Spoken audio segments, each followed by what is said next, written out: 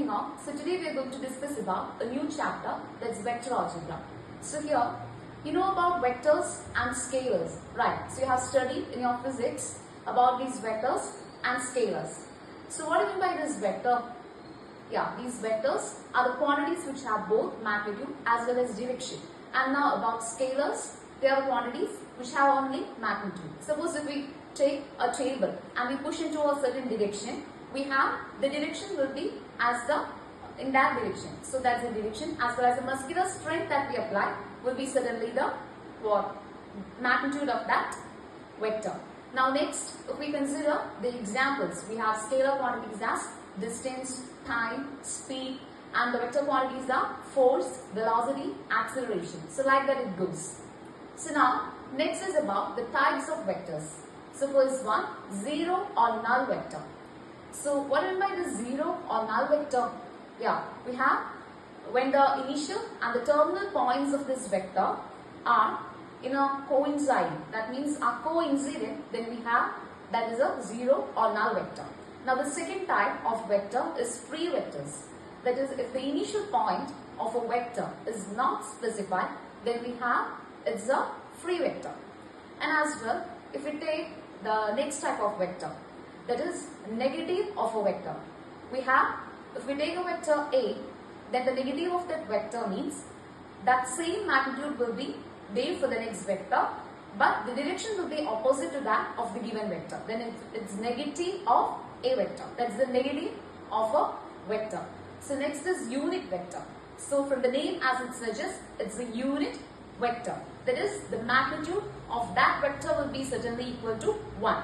That is a unit vector. So now next is like and unlike vectors. So like vectors means the vectors which are in the same direction, and which are in the opposite direction are called unlike vectors. So now next is the co-linear vectors or parallel vectors. As the name suggests, when two vectors are parallel to each other, then we have it has co-linear or parallel vectors. Now next is about the co-initial vectors. That is the vectors which have the same initial points. That is, if we consider vector A and if we consider a vector B and it's starting from the origin O, then it has what? A and vector B are certainly what? Yeah, these two vectors are collinear. These two vectors are what? Certainly the vectors. So next is coplanar vectors. Coplanar vector, as the name suggests, they lie in the same plane and they will be certainly parallel to each other. So these are the types of vectors. Now next is about vector addition. So vector addition means if we consider a vector A and if we consider a vector B, we have an origin O, and if we consider a vector in the above direction, and from the terminal point of that vector, if we construct another vector B, then a vector R will be in the opposite direction. So that vector, that resultant vector is equal to vector A plus vector B. So this is the vector addition, and this is known as the triangle law of vector addition. And now next is the properties of vector addition. So we have A plus B, that is the resultant vector, that is equal to B plus A, that is it is commutator. Next is A plus B plus C equal to A plus B plus C, that is it is associator. And A plus 0 vector is equal to A vector, that is 0 is the additive identity.